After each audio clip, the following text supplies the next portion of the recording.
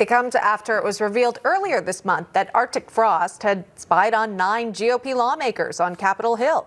Senate Judiciary Committee Chairman Chuck Grassley holding a news conference to detail more about the findings of the probe. So we'll get to that in just a bit. In the meantime, let's check in with Senator John Cornyn of Texas, also a member of Senate Judiciary. Senator, welcome to National Report. What are your takeaways from these documents and findings?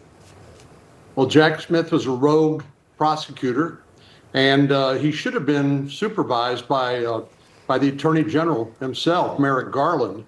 And I am interested, as part of our investigation, to find out what Merrick Garland knew and what he authorized.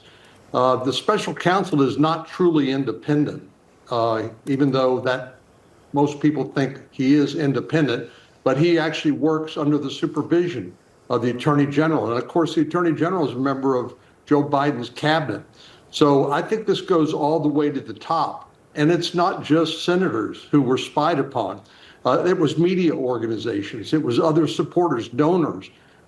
This is outrageous, and it needs to be investigated, and people who are responsible for this need to be held accountable. I want to go to, if we can, AA 24A control room. This is the statement from Lanny Breuer. That is the attorney for Jack Smith, just to get on the record with this.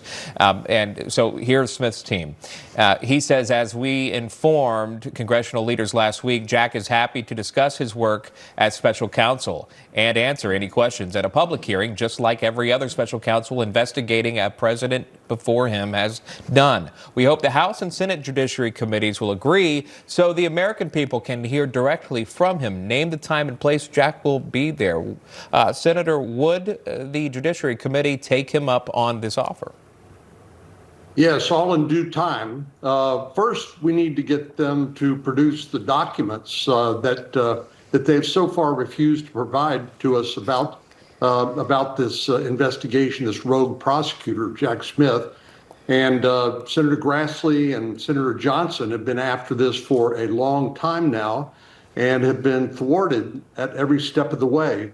So we need to get those documents so we can understand better the lay of the land, what potential justification they made to the Attorney General for this fishing expedition that included not only sitting members of Congress, but also media organizations, donors, and others.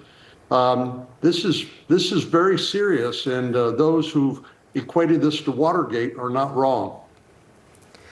All right. Very interesting, sir. We'll keep an eye on Arctic frost and the fallout from it. In the meantime, I wanted to ask you about the president's trip to China. Of course, there was that deal announced that was very interesting between Trump and Xi Jinping, but also the announcement to restart nuclear testing. Did you have a comment on that? We haven't seen this for about 30 years, a little more than 30 years actually take place. Is this a good decision?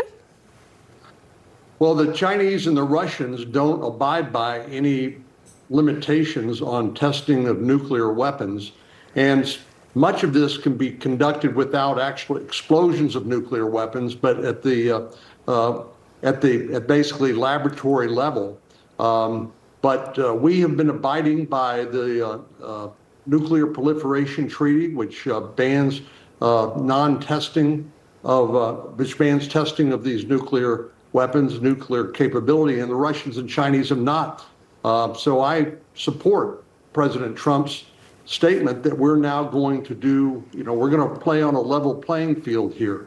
But more details, I'm sure, will follow. Yeah, waiting for that. The president still traveling. He'll be back at the White House around 3 p.m.